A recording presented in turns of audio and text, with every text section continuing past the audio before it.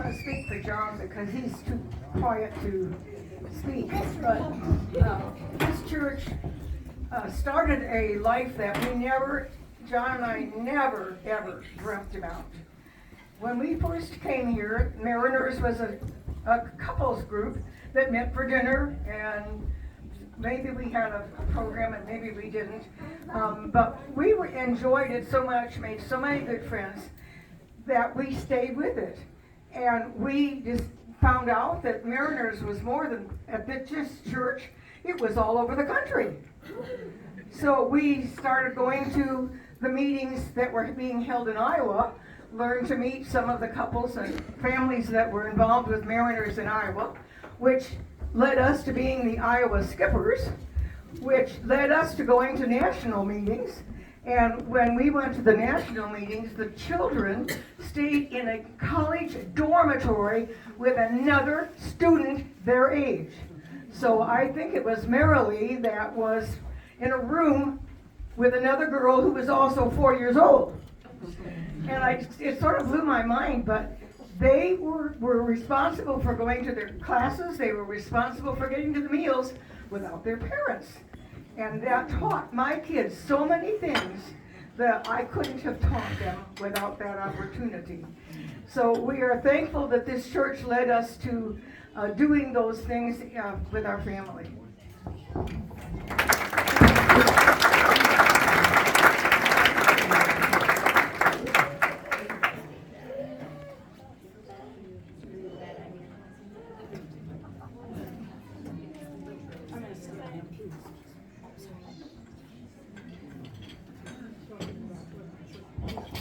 Well, my son-in-law threatened to give my daughter back if I didn't speak, so I'm going to real quick.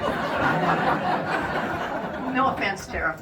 Anyway, like many of you, like Tom, I was baptized. I was born in the church, or at the time I was born in 57, baptized shortly after that. Reverend McConnell, whose daughter is right here with us, baptized me and probably many of you. Yep, Tom raised his hand. Diane probably raised her hand. Barb, yep, the Palmer kids. Then we went to Sunday school with Reverend Sexton, was here. All three of my girls were married here. Kevin and I were married here in 85, I had to think, in 85. All 7 of the grandchildren were baptized here. All 3 of our girls were baptized here. So even though it's a building, and this is a church family, it still is very important to us.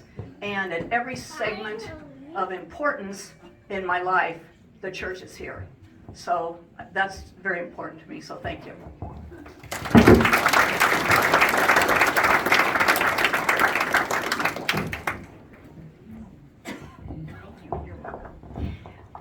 Well, this year, the upcoming year, 225, I think will be the 50th anniversary of my membership in this church.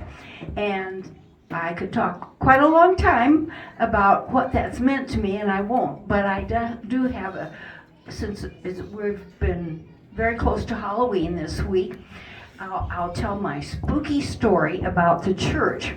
This happened probably 10 years ago.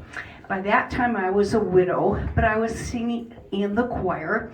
The choir had our practice. Somebody had a birthday, so we had ice cream and cake and whatever after practice to celebrate this event.